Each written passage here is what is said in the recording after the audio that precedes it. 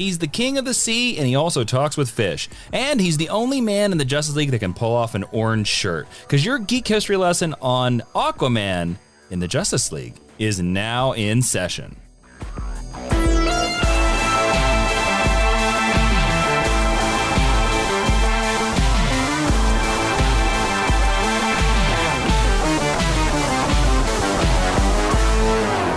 Hello and welcome to Geek History Lesson. I am Jason blah blah blah blah Inman. I am Ashley Victoria Robinson. Welcome to your Mind University, because you have stumbled onto the podcast where we take one character, construct, or a mermaid from popular culture and teach you everything you need to know about them in about an hour. Jason, I've been trying to think about which other members of the Justice League wear orange, and you pretty much stumped me.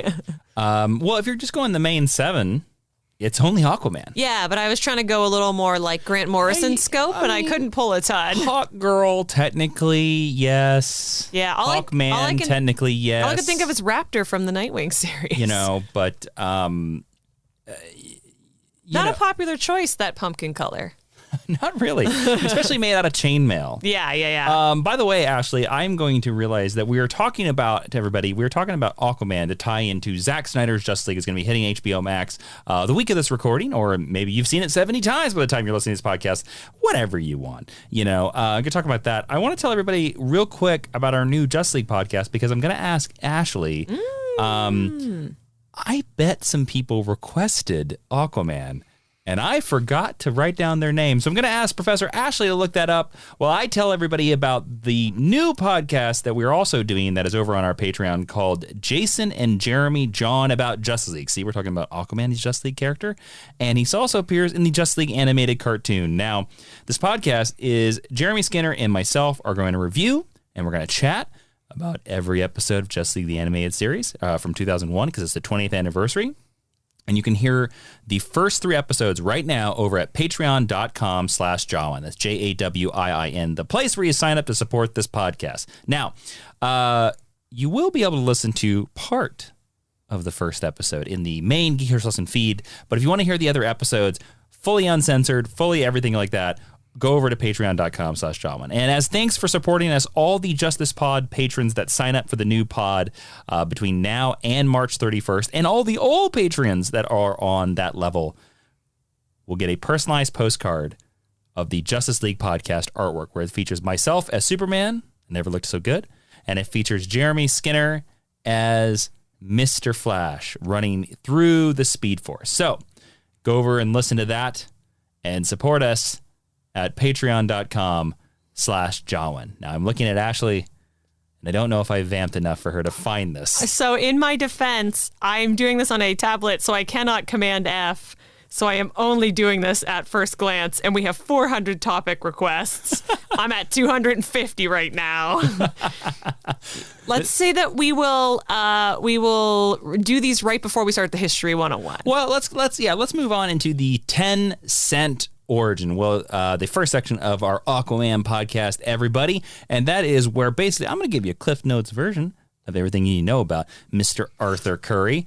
And if you, I've actually thumbs up at me, and I completely forgot what the rest of the 10-cent origin is. It's if you go to like a dope Justice League themed cocktail party, if you're socially distanced watching this with your friends, and someone goes, "What's up with that Aquaman guy?" Professor Jason has you covered. Well, we're going to do that right now. Yeah.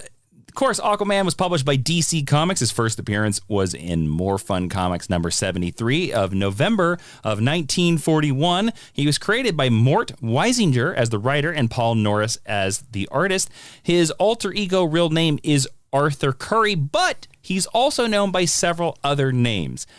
King Arthur, King of the Seven Seas, Orin, Andy Horacio, Dweller in the Depths, Aquatic Ace, the Marine Marvel, Terra Firma, Writer of the King Tide, AC, if you're a Smallville fan, and Protector of the Deep. Now, his species is he is a human-Atlantean hybrid, depending on what continuity you read. Sometimes he's full Atlantean, sometimes he's full human, sometimes he's both. And his abilities are basically he has superhuman strength, he has durability, he has endurance, he has speed, he has agility, he has reflexes and senses. They're all superhuman. He has telepathic control of all aquatic life. That changes depending on what version you read. He utilizes the Trident of Poseidon. He's a master tactician. He's a skilled hand-to-hand combatant and martial artist. He has underwater adaptation, and in some versions, he has hydrokinesis. He is usually associated with Queen Mara, or Aquawoman, as she is sometimes called. She is his wife. And fun fact, their marriage actually was the first superhero wedding depicted in comics, and we'll chat about that a little bit more in the future. Now, everyone, we are sinking in the depths of Aquaman here. That's why we're a little frazzled. Ashley, did you find the people that requested Aquaman? I did. So we actually have quite a few requests. I'm so glad that we took the time to do that. He was number 332 on our 400 plus list of requests. So thank you for your patience, everyone. We had to swim pretty deep for that one. We did. Right. Good thing I used to be a competitive swimmer. Shout out to our TAs of this episode, who include Dat Moonman, Chaim Steinberg, and Tobias Steinberg, Jonathan Adkins, Shannon Neff, Dave Rossi, Alexis N. Bowen, Ethan Isaiah Mackey, Andrew Gmyrek, I'm so sorry, Isaac Horvat, at Sir_Shy Guy, Carlos Canans, at Cam Senses, Dustin Carney, Grod Frankenstein, Vicky Fox Martin, Joshua Van Dan, and Alondris Davis. Thank you so much for requesting Aquaman. I'm glad we found them then. Thank you so much for looking that up, Ashley. See, we do get around to them eventually. Yes, we did. And that was totally my fault when writing this lesson, the notes for this episode. I completely forgot about that. Well, hey, like the Justice League, we are a team, and we got the job done. There you go. All right, let's move into the Meet Cute. Ashley, can you help me out with this intro? I can. The Meet Cute is the second part of the podcast where we stole a term from romantic comedy writing. We are professional writers. We are going to tell you where we first met Aquaman and how cute it was. Ashley, I'm very curious about this. Where did you first meet? Because a lot of your answers are Batman animated series. Aquaman, not in Batman animated series. True. Where did you first meet Aquaman? He is in Justice League, the animated series. Man, if only we had a Justice League podcast that we could talk about Justice League. Jason and Jeremy John about Justice League on patreon.com/. People should probably request that on the Patreon specifically. So do you know those little play school figures, and they're like round people? They look like potatoes. They look like eggs, but they're painted to look like there's like a farmer. And, no, I don't. Okay, so I hopefully I can find a photo of them. We had some that were Justice League characters when I was growing up. What? And we had an Aquaman one. And the Aquaman one I remember vividly and specifically because underneath our sink, I think like a lot of people, we had like a plastic tub of the toys that we would play with in the bathtub. Yeah, of course.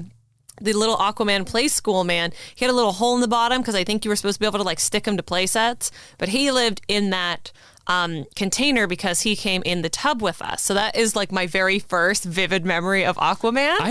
I'm really excited to see what this toy looks like. I have no idea. And then shout out to my Uncle Richard, who Jason knows, used to always make the Aquaman talks to fish super friends joke all the time. So like those are my earliest memories of Aquaman.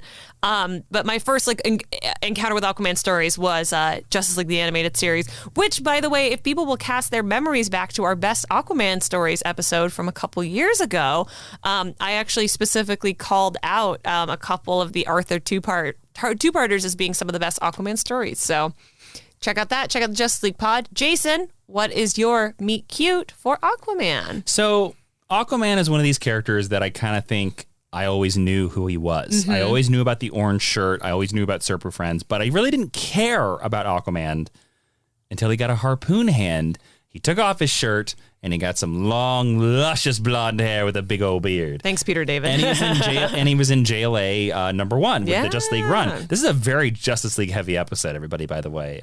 Jason and Jeremy John about Justice League at patreon.com/John. All right, I promise that won't be the last one. But I love that design. It was the first time that because he looked like Conan the Barbarian to me, and I love Conan the Barbarian. Yeah. And that's really what made me appeal, because orange shirt Aquaman, and I like the orange shirt and the green pants, but like he always looked doofy to me, and I actually kind of like him with a mix of both those costumes. But one of my earliest Aquaman memories is same as Ashley. Hold on. Action figure spotlight. An action figure spotlight. So I've mentioned the series on the air several times, but there was a series in the 90s called Total Justice. That's what I thought you were going to bring up. Where they would sculpt the characters. They all had grimaces like they were in great strain. And there was a harpoon hand Aquaman in that series. Now, here's where it gets even better.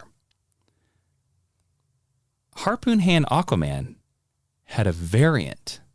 Mm-hmm. And because I was reading Toy Fair at the time, which is the spinoff of Wizard Magazine, the toy magazine, he has a plate of armor on one of his I think I'm just going to say his right shoulder. I'm not certain whether it's left or his right.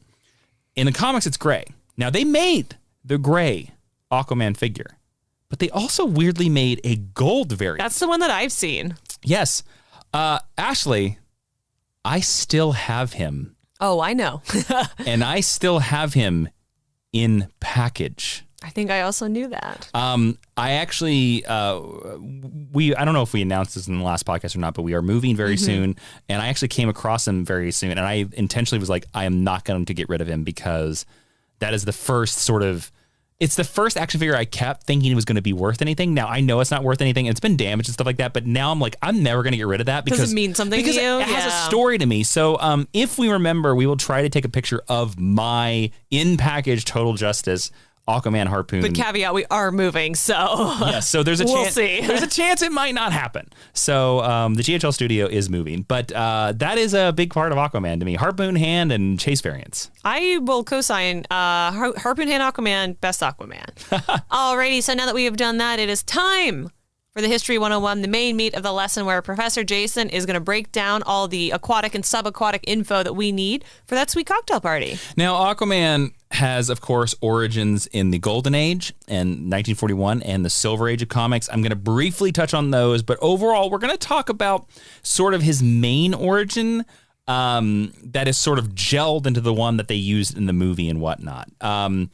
Also, Aquaman has been rebooted and killed and brought back to life, I think more so than any other member of the Justice League. Which is saying something. Yeah, so there is no way I could talk about everything in Aquaman's history.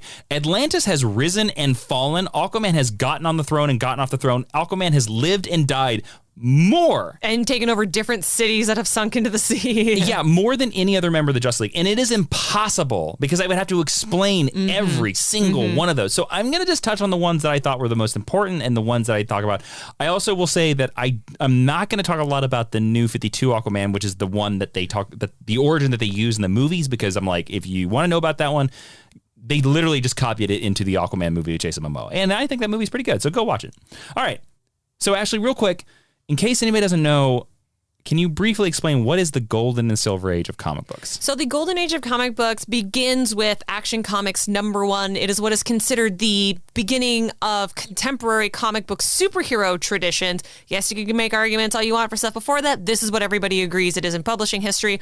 The Silver Age of comics started with the Flash of Two Worlds variant, and it Actually, no, it started with the appearance of Barry Allen.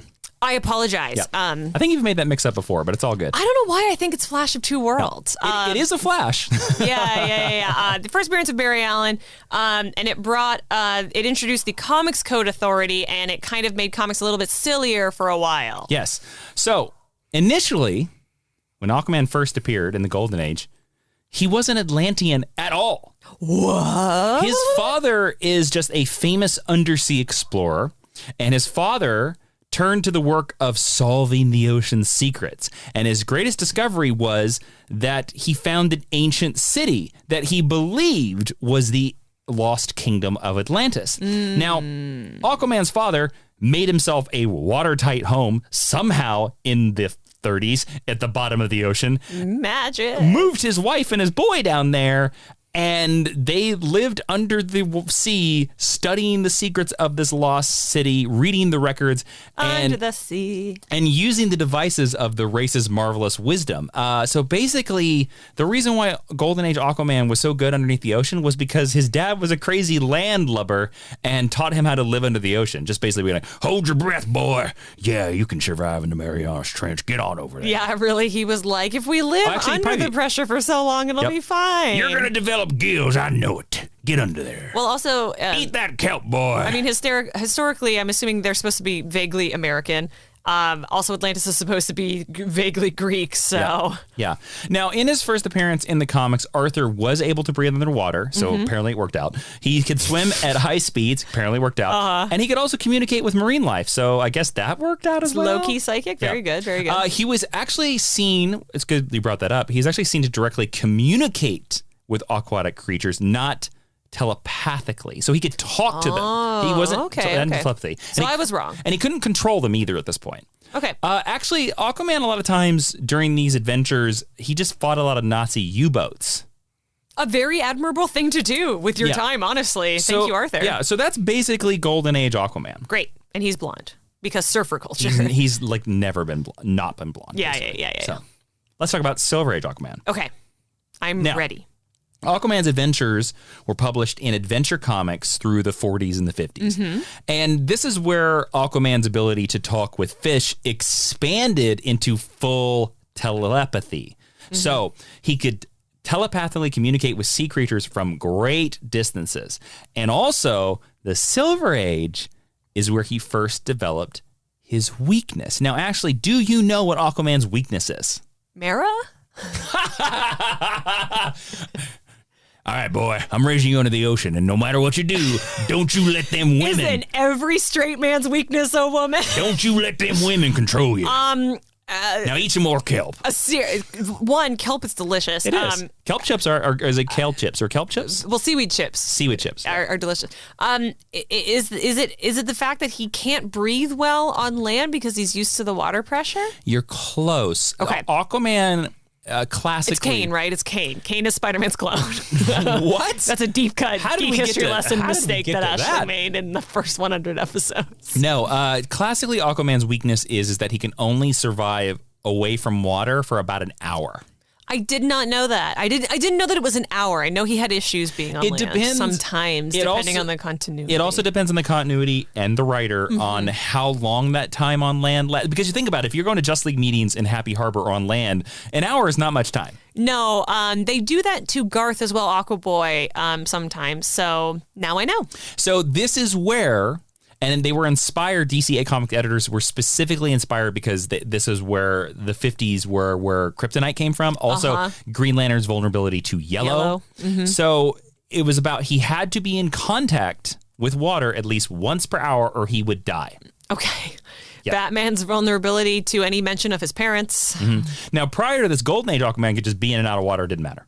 Yeah, because that makes way more sense in terms of narrative storytelling. But the cool thing about Aquaman, and we mentioned this briefly, is that in Aquaman 18, in the Silver Age, December 1964, this is where Aquaman married Mara for the very first time. This is the very first superhero wedding depicted in any comic book ever. Now, I taught the Mara lesson, and I didn't know that. Yeah.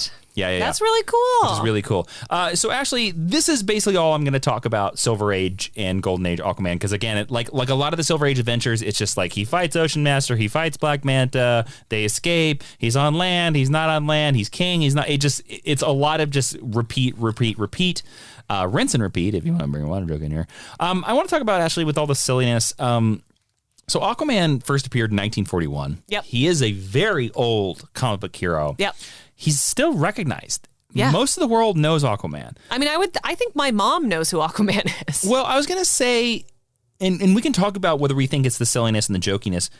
What do you think makes him a character that has staying power? He's been around since 1941. In terms of the larger pop culture sphere, it's Super Friends. Ah, fair. And Riding the Seahorses. And it's memes, right? Because he's kind of...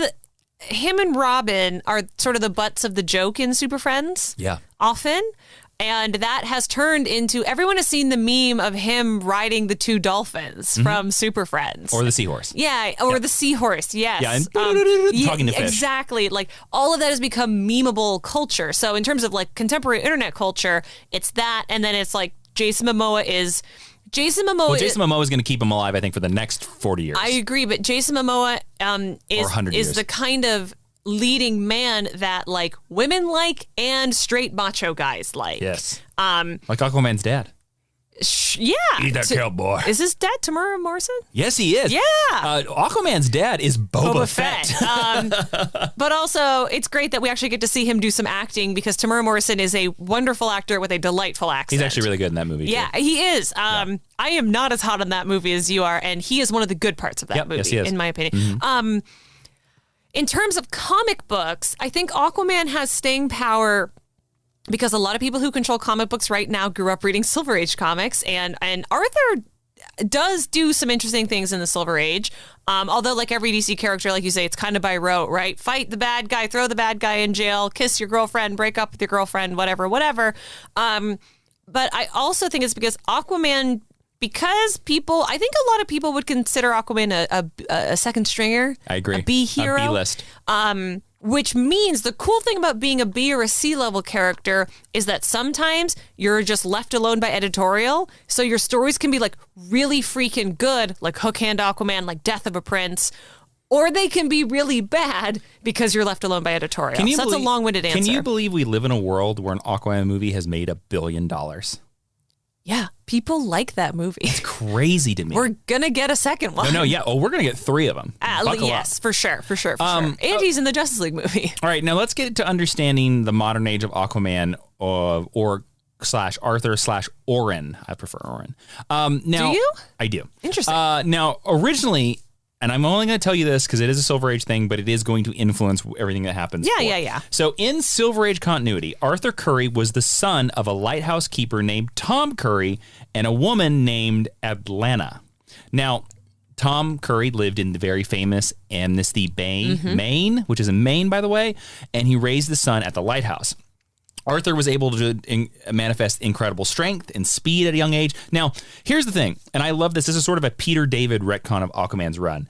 It's not the fact that Arthur has super strength or super speed. It's the fact that he has evolved as an Atlantean to survive the pressures and the depths of the ocean. And in fact, Peter David several times in his run has Arthur, when people will call him a metahuman or a superhuman, and he'll be like, I'm just a normal Atlantean, man. Yeah, it's just by comparison to people who don't live underwater, I am faster, I am stronger, I am a mumbler. Similar to Mr. Spock as a Vulcan on Star Trek, he's stronger than a human because his planet had more gravity. Yep. So that's like a cool science fiction thing. I like that a lot. I love that.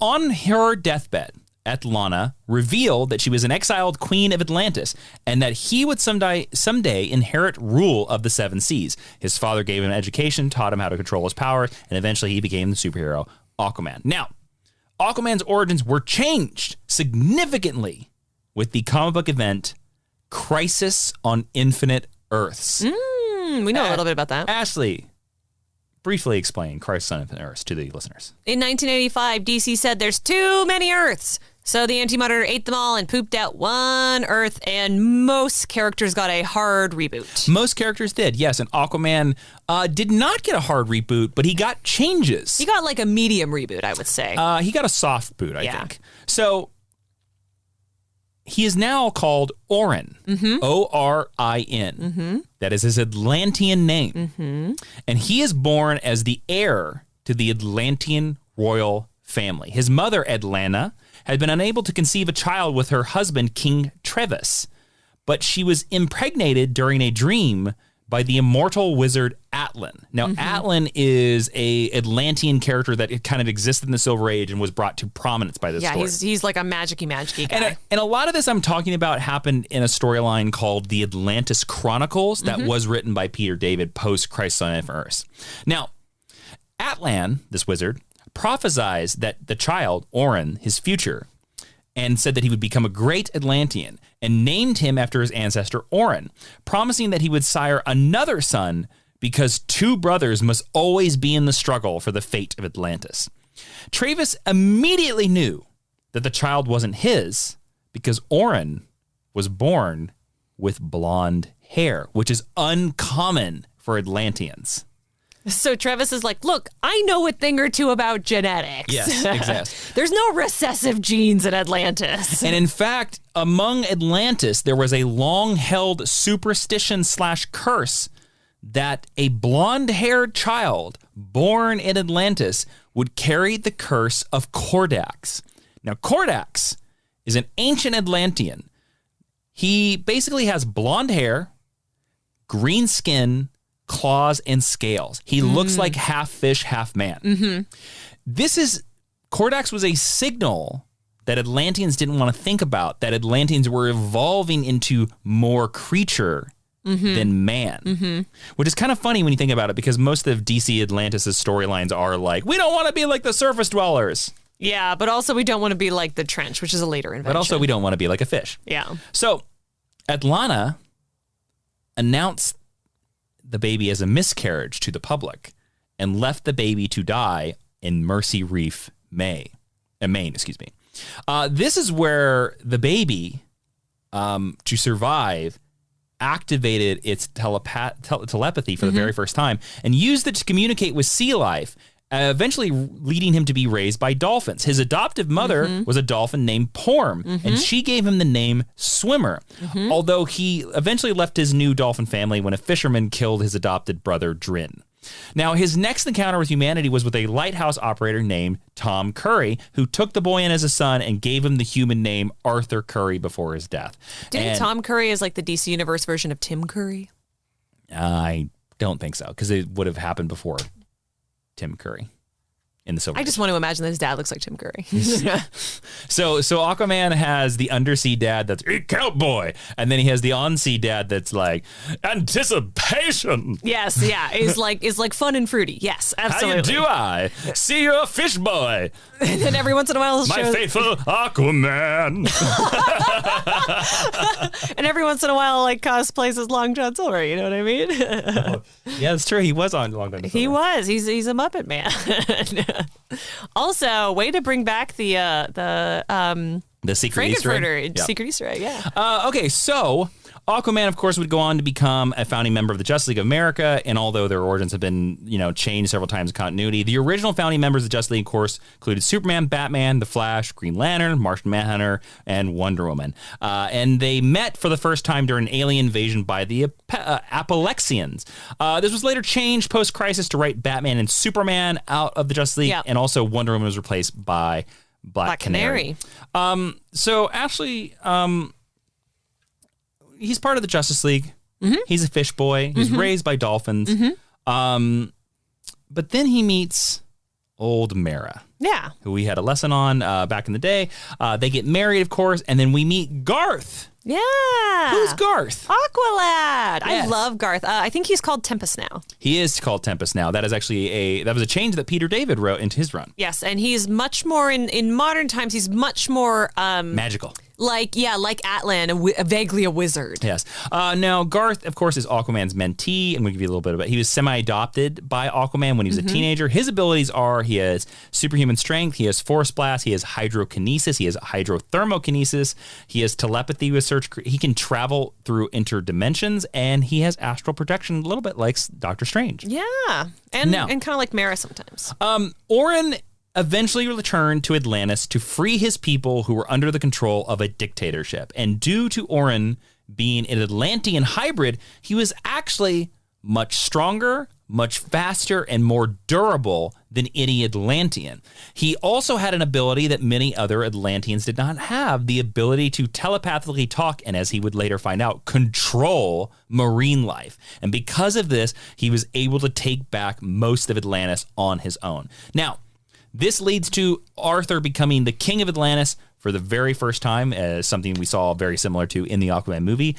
But I will let you know that Arthur gets the throne of Atlantis. He gives up the throne of Atlantis as much as we brush our teeth. So I'm not going to talk about all of them because it is impossible to track. Yes. When he's the king, when he's not the king. Just he's the king. Yes.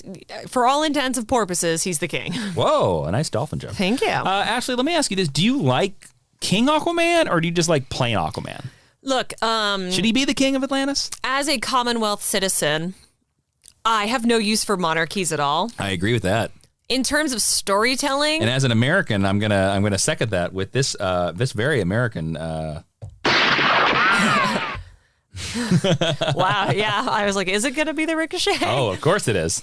In terms of storytelling, if you can be a king, why wouldn't you be a king? Mm-hmm. You know? So you prefer King or Aquaman? I do prefer King Aquaman. Okay. I do. Do you disagree? I don't know. I've never cared for Atlantis or Poseidonus, as sometimes they'll later name the capital city.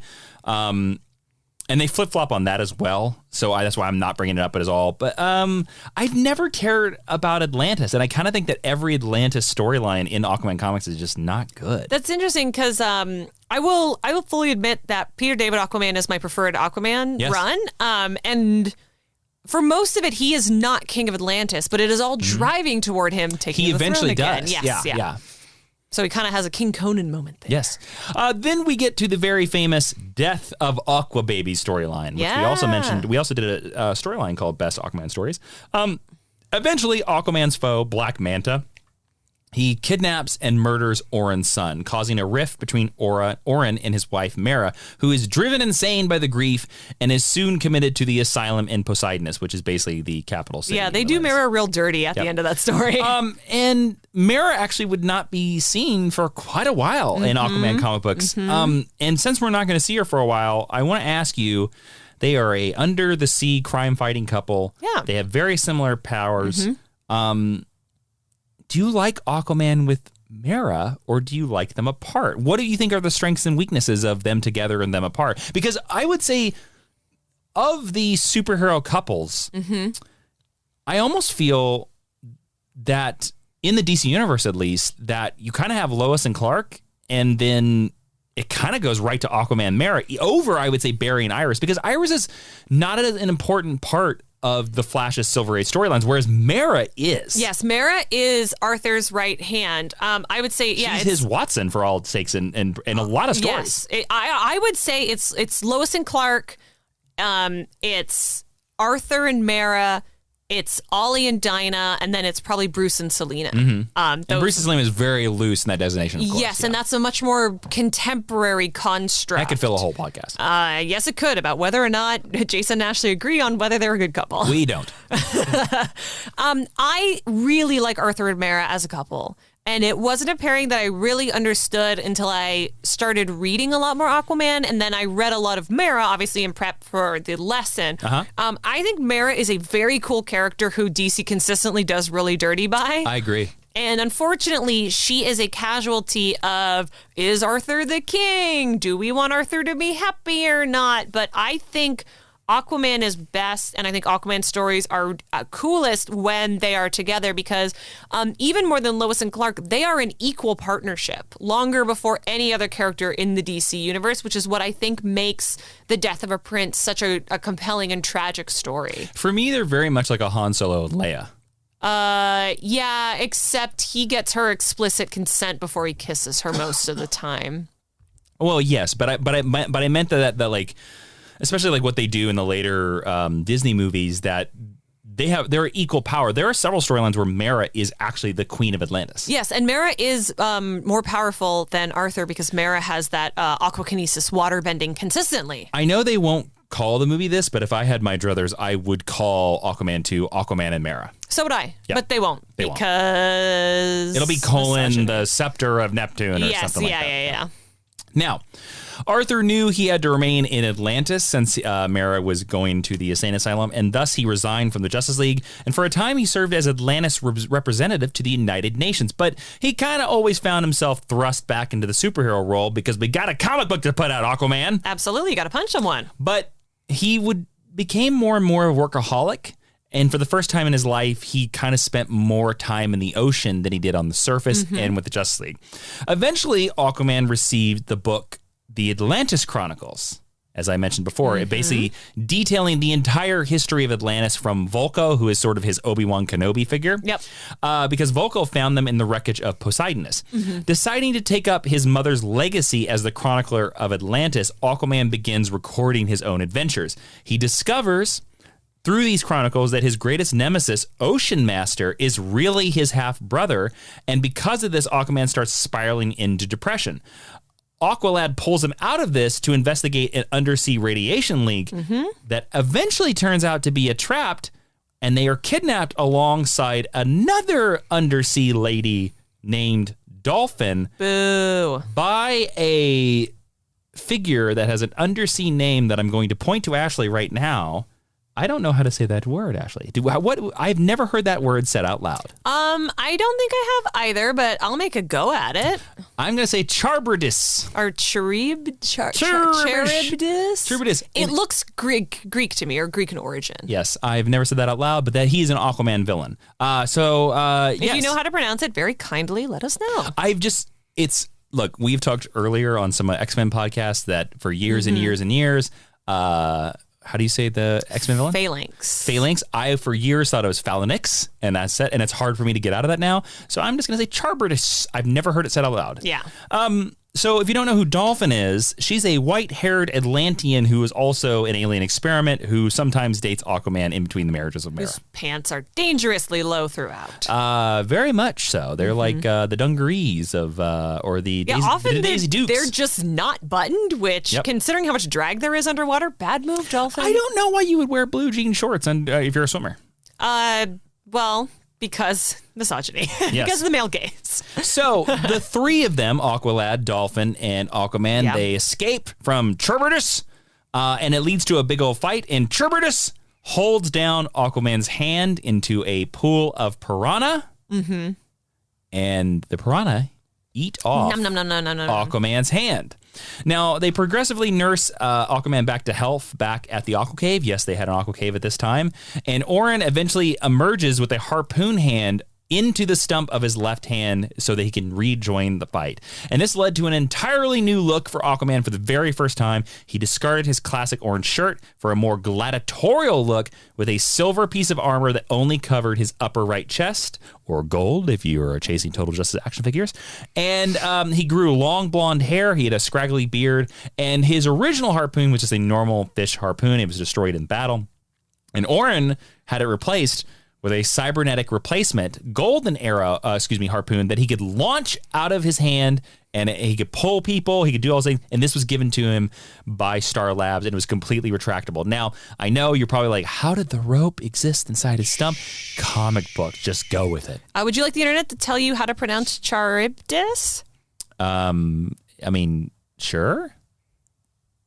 Charybdis? That's the Greek pronunciation. Here's the Anglo pronunciation. Charybdis. That, you know what? It is Greek. It's from a Greek myth. Charybdis. I'm sorry, everybody listening. I apologize. That's fine. We do our best with the information we have. Now we have more information. No, we stand growth and development. Now we've grown. How do you say it again? Charybdis. I'll probably never say it again. Like, like Karen, right? It's spelled with the CH, that Greek CH that always gets us. Now, Ashley, I have made no secrets that the Peter David Aquaman, the harpoon hand Aquaman, is my favorite Aquaman of the 90s. And now I know it is extreme to some people, but this is the Aquaman like your first Doctor Who. This is my first Aquaman. And I think you can totally see that this harpoon hand Aquaman is 100% responsible for Jason Momoa Aquaman, because for sure. We've talked about this several times, that when Jason Momoa was cast in Batman v Superman, they did not announce his part, and everybody thought he was going to be Doomsday or something like that. And I said, if they want people to take Aquaman seriously, Jason Momoa is Aquaman. You said that like a year before they announced that he was Aquaman. I remember, because we were walking around a park. I remember that conversation vividly. What do you like about harpoon hand Aquaman? Why is he your preferred? I know he's your preferred Aquaman. And what would you say? Because I know we are getting so many people where they're like, "Are you crazy? You're both crazy. You're crazy." Well, or, excuse me, you're not crazy. You're mad. You're wild. You're wild. We should not say crazy anymore. Yeah, we're trying to be less ableist in our language. So the thing about the ocean to me is the ocean is really scary. Yeah. Scientifically, we understand more about the surface of Mars than the depths of our own ocean. And as land-dwelling mammals, Kevin Smith actually says this: when you go back into the ocean, you're no longer at the top of the food chain. And that is something that I think about a lot. And I'm a proficient swimmer. I worked as a lifeguard, and I think the ocean is very scary. And what I find compelling about Hook Hand Aquaman, Peter David Aquaman, is it fully embraces that. And it embraces the idea that the Atlanteans in a lot of ways are like Klingons. They're very warlike. They're very honor-bound. Trial by combat. Yeah, they pull a lot of things that feel traditional to First Nations cultures and to African cultures and to Japanese cultures. And it's very strict and it's very tough. And I think the Peter David Aquaman really embraces that. And that's what I like about it. I'm not saying it's perfect. I mean, I was just digging on Dolphin, and like she is a big part of that universe and this time, and she was created during this time. It's not infallible, but I think it's a much more interesting look at Atlantis and at Aquaman than what we had been presented with. And that's just to my taste, but I like the extreme nature of it because I think the ocean is scary. I agree. And it's chaotic and adventurous and mean, like a Conan the Barbarian story. It makes it seem like a frontier. And it makes him seem less like a side character from The Little Mermaid. Instead of like, oh, it's goofy fish. Yeah. Yes. Fish are serious business. So Aquaman was called by Deep Blue and the Sea Devils to investigate a seemingly bottomless trench. Now, this is not the trench you're thinking about. Aquaman encounters Black Manta, who at this time had been turned into a horrible Manta-like monster thanks to a deal with Neron, who is the DC Comics devil. Now, these two arch enemies just pummeled each other at the bottom of this trench. Aquaman beat him eventually. And then when he comes out of this very deep trench, it's deeper than the Marianas Trench, Arthur notices that because he was so far away from sunlight, that his flesh is covered with scales. Green scales. And over the next couple of days, his eyes change and his skin changes and he gets a webbed hand and he begins to look just like Kordax. Remember the original Atlantean, the curse? I do. And he finds that the Atlanteans and other sea creatures begin to fear him because they're like, what the hell are you? So this leads Aquaman to go on a quest of soul searching, a nice little swim, which he does a lot. And he reflects on the fact that his inner fear is that he is a failure as a king and he's a failure as a man. And he sort of has a minor journey through time thanks to Atlan, his sort of spiritual wizard father, and sort of helps him put things in perspective. And when he returns to the present, Atlan restores Aquaman's appearance back to his classic appearance of white skin. Although, from going forward, Aquaman now has webbed hands. Yeah, which, I mean, makes sense. Makes sense. It does make sense, actually. Then our World of War happened. Now, this is a really cool, I like this storyline, 2000s mid-Superman storyline that they made a crossover event across the DC universe. Basically, Imperiex, who is DC's Galactus, attacks the Earth. You're not wrong. And a bunch of worlds go at war to fight him. When Imperiex attacks the Earth, an explosion happens and right over Poseidonus. The capital city of Atlantis. And when the water is cleared, Atlantis is gone and there is a giant rift in the ocean. Aquaman was in Atlantis when this happened. Everybody considered him to be dead. Yeah, he was dead for a minute. Yes. And that leads to a very cool storyline called Jla the Obsidian Age, where the JLA have to travel back in time to rescue Aquaman because they find clues that, Aquaman and Atlantis is not dead. They're actually hundreds of thousands of years in the past. And when they go back in time, Batman activates a really cool Justice League that's led by Nightwing. Yeah, and then this same thing happens when Bruce Wayne gets it back in time. So they go back to the past, the Justice League, and they bring Atlantis back to the future. And they're like, yay, Arthur's back. He's not dead. Woo! And then Infinite Crisis happens. Ashley, what's Infinite Crisis? Infinite Crisis is the one where Superboy Prime gets really mad and he punches a hole in the universe. That's correct. And the multiverse comes back. Yeah. Yes. We undo some parts of Crisis on Infinite Earths. Now, during this storyline, Aquaman seemingly dies again. Yeah. And he disappears, as is told in the follow-up storyline 1 year later, as told in the DC Comics storyline 52. Now, this is where all the DC Comics storylines jumped ahead 1 year. Now, after the 1 year later, we meet a new Arthur Curry. But this Arthur Curry is not our Aquaman. What? This happened in Aquaman Sword of Atlantis number 40. It is revealed later that the creature who hangs around with this new Arthur Curry, known as the Dweller in the Depths, he actually is kind of a Davy Jones-looking guy. He is Orin. he is our Aquaman. And some way over the year, he is transformed into this weird squid creature. Sure. But eventually, comes to find out that the Dweller of the Depths, Orin, is also killed. What? And the Justice League wonders if his magical nature would allow him to resurrect himself, or is he truly dead this time? Well, it's comics, so I'm gonna bet not dead. So I just want to point out, in the span of less than 2 years, 10 years, Aquaman has been killed twice. Yeah. And brought back to life. So, that's the end of the lesson. Okay, great. Yeah. You think you did a really good job. Then Blackest Night happened. Oh, yeah. What's Blackest Night, Ashley? Blackest Night is a 2010 DC Comics event that Spike TV in 2010 called it their best comic series of the year. Basically, what if Green Lantern, but zombies, though? Yes. So, Orin was revived as one of the Black Lanterns because the Black Lanterns were resurrecting dead people. Yes. And he had his hand restored. And Mara's a red lantern. And then when 12 people mysteriously were revived by the White Lantern Central Power Battery, Aquaman, Orin, was one of those people, and now he's brought back to life. Yeah, DC basically was like, who do we want to come back? Not Ted Kord. Yes. So now Aquaman's history was, back to kind of what it was. He kind of swam around the ocean a little bit. He kind of didn't have a cool harpoon hand anymore. He didn't have a cool harpoon. He didn't even have a cool water hand, which he had for a while. Was kind of mad for it. Yeah, the water hand was a neat alternate, I thought. And then we're gonna move into the New 52. What is that? Barry Allen missed his mommy, so he ran back in time. Everyone except Batman and Hal Jordan had only been a superhero for 5 years, and everybody got more lines on their costumes. And Jeff Johns was on Aquaman writing duty at the time, I believe.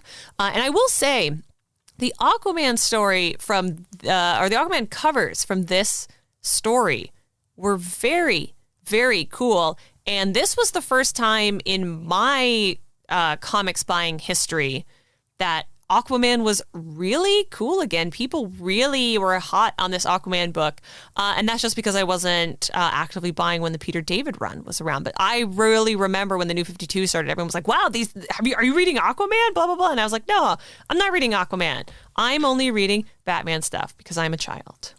Yes. Now, Aquaman's history was slightly retconned again, especially his origin. Again, I'm not going to really go that much into it. It's very similar to The Lighthouse Keeper, except they kind of retcon out all the Atlantean wizard stuff and the Orin stuff, which I think is the cool stuff. But it's messy. It is really messy. It is messy, but I think it's more interesting. But I understand you want to streamline it because they know an Aquaman movie's a coming. So if you want to know what the changes are, just go watch the movie. So here's some small changes here in this New 52 retcon. Okay. Aquaman is a founding member of the Justice League again, and together they face an invasion from Darkseid, ruler of the planet Apocalypse. Aquaman begins protecting Boston with with Mara, and they decide to live on land and not live in Atlantis. During this time, they face the creatures of the trench. They're evil fish creatures that you've seen in the movie as well. And, Aquaman manages to destroy the trench. And then we get to learn the origin, because this is where Aquaman starts carrying around a trident. No, it's not really a trident. And he learned that it is actually the trident of Neptune. It was the trident that was actually used by Atlan, the deceased first king of Atlantis. Now, Ashley, I'm going to ask you, do you like Aquaman with a trident? I do, actually. Okay. I do. I think his is technically a quindrant or a quadrant, because it's either four. It has five. It has five, I believe. Quindrant. There's probably a different name for it, but it's not. Trident implies 3. I do. Well, in the comics it's 3, but in the movie it's 5. Yeah. It's weird. I think a trident is a cool, underappreciated weapon. How do you swim with a trident? You hold it in your hand like a spear. It is fairly aquadynamic. I don't know. I think a trident's weird. It's way more efficient than a firearm or a sword. Not as efficient as a harpoon hand. But just saying. That's true. Look, I am pro harpoon hand. Okay, I am on your side. But I hope we see that in the movie. I'm just sayyn. But a trident, if you throw all your mind all the way back to the gladiators, a trident, the myrmidons, the trident and net wielders, very, very efficient because it is a ranged weapon.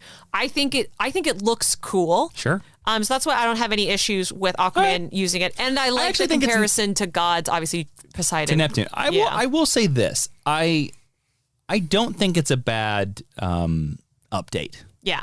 Yeah. Yeah. Yeah. Anyways, so following the company-wide soft rebranding as DC Rebirth. Oh, no, they're called Myrmillions, not Myrmidons. Myrmidons are Iliad. Sorry. Sure. Arthur finally proposes to Mera in this new continuity. He has a bunch of other adventures. He gets the throne. He loses the throne. He gets the throne. He loses the throne. Mera's the queen. Mera's not the queen. And they made a movie out of it. Arthur is thought dead one more time because we got to have 4 times that we think Aquaman is dead in 20 years. And him and Mera get married. And that's where we're going to leave it. Now, I know there's some more recent stuff about him getting lost on an island and finding that he's more connected to gods and stuff like that.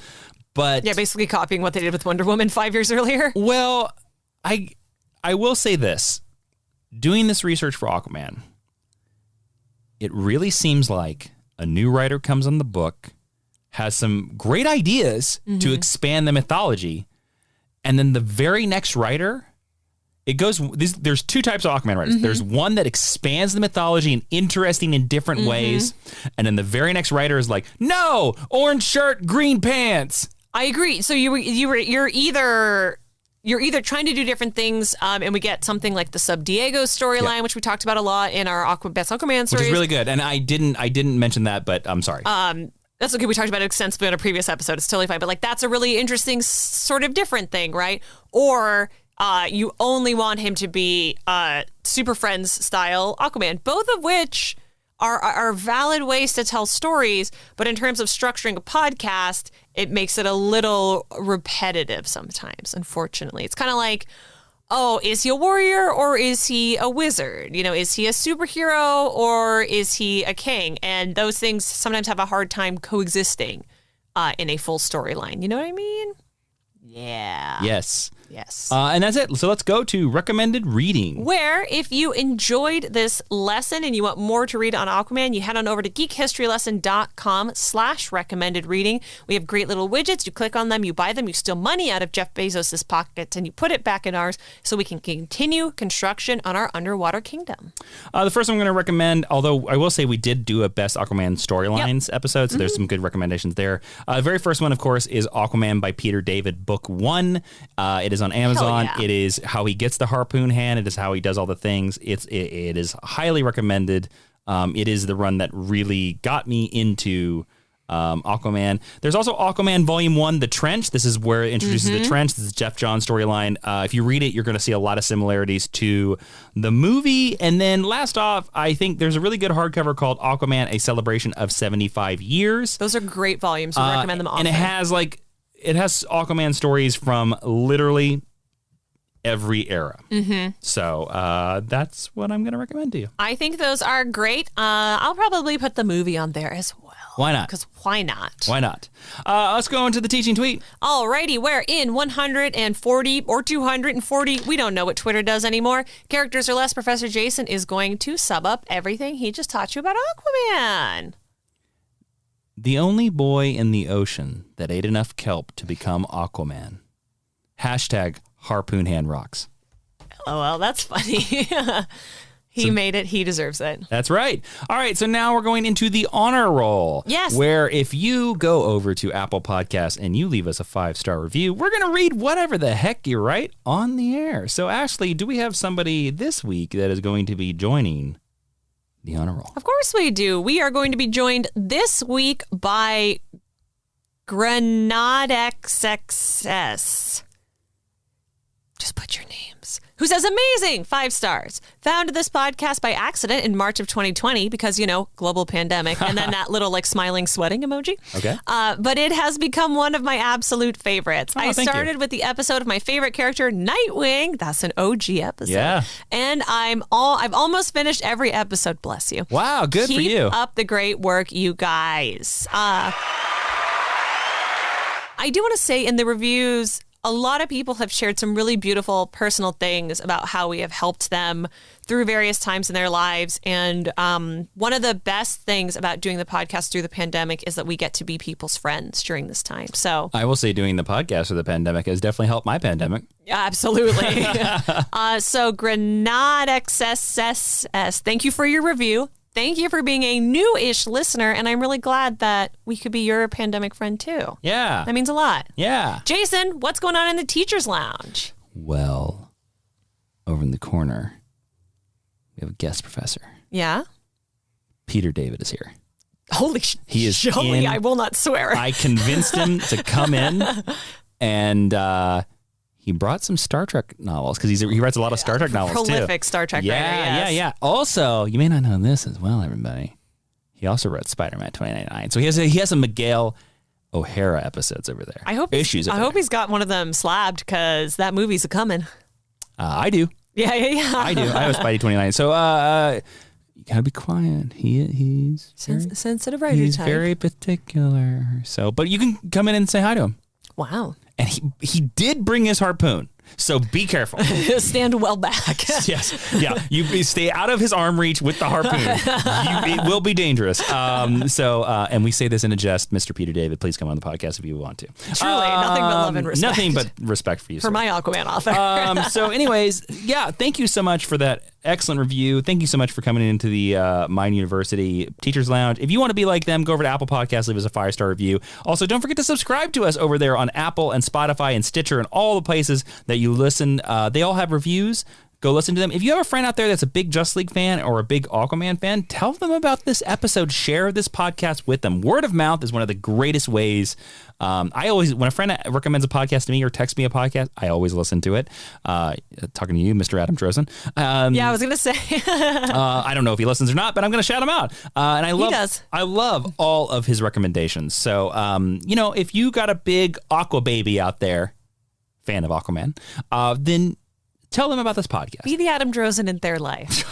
That's a high compliment. It is. It's a huge compliment. Ashley, where can they follow us on social media and if they want to suggest future lessons? So the best place that you can follow us is all of these places. In fact, geekhistorylesson.com, facebook.com/geekhistorylesson, or on Twitter at GHL Podcast. You can contact us in all of those places, and those are the best ways to be included in our TA list on future episodes. Don't forget to follow myself on Twitter and Instagram at Jawiin. That's Jawiin. Follow Ashley on Twitter and Instagram at Ashley V. Robinson. And come on over to the Patreon. Support Geek History Lesson at patreon.com/Jawiin. That's Jawiin. Not only could you get the Jason and Jeremy Jawiin about Justice League 2 to 3 episodes a month talking about Justice League, and we got a special offer going on there. You can also listen to Jason and Ashley's Excellent Adventures, which is a personal where Ashley and I talk about our personal lives.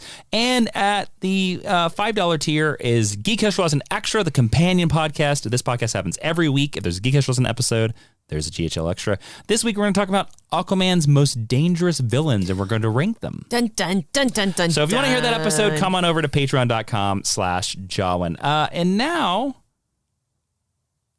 we're going to talk about hashtag stick around, the section where we make sure you stuck through the plugs, which Ashley, I did not write down. So we're going to do it. We're going to do it off the top of our heads, Ashley. And I'm going to ask you. Yeah.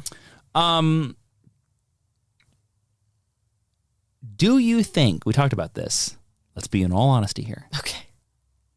We're hashtag harpoon hand. Rocks. Absolutely, yes. Do you think there's any chance they do it in a movie? Will they give Jason Momoa a harpoon hand? I cannot believe they didn't do it in the first movie, particularly with Jason Momoa. It's one of Aquaman's most famous storylines. Well, and Mr. Momoa is also famous for playing characters who are kind of hard asses. I don't know his character's name from Stargate, but I know he was in Stargate. Ronan Dex. Thank you. Khal Drogo is the much more obvious comparison. I can't believe you pulled out Atlantis. Well done. It was the only thing I knew him for until Game of Thrones. Sure. He had dreadlocks in that. Yes, he did. Which I'm pretty sure was a wig. I don't know. Someone can confirm or deny it. I don't know. If you know Jason Momoa, ask him for us. Yeah. Hey, Jason. What's up? How's it going? Name twins. I think to have Jason Momoa as Aquaman and to not do it for a movie or for at least the final act, the final big superhero fight, I know it would Cyborg, be a mistake. I know Cyborg and Justice League are going to fix it, because it's the same reason like Walking Dead. It's a very famous in the Walking Dead comic books that Rick Grimes loses his hand and doesn't have a hand for the rest of the series. They never did that in the television show. They made you think they were going to do it a couple of times and then they tricked you. I would say that you could do it.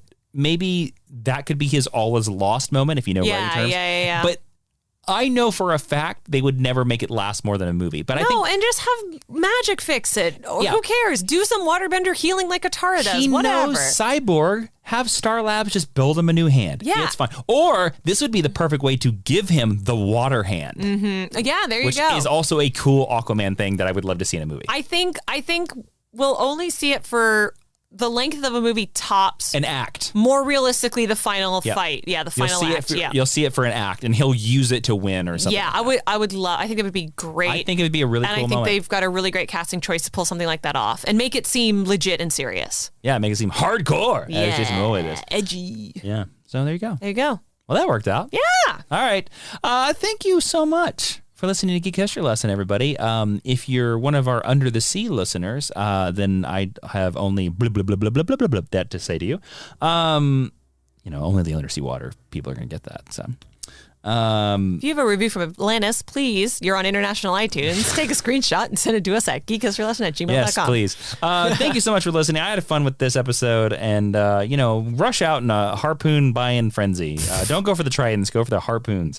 I have been Jason, still an Aqua Boy Inman. I am Ashley Victoria Robinson, and Professor Jason, would you please dismiss the class? Have your kelp and class is dismissed.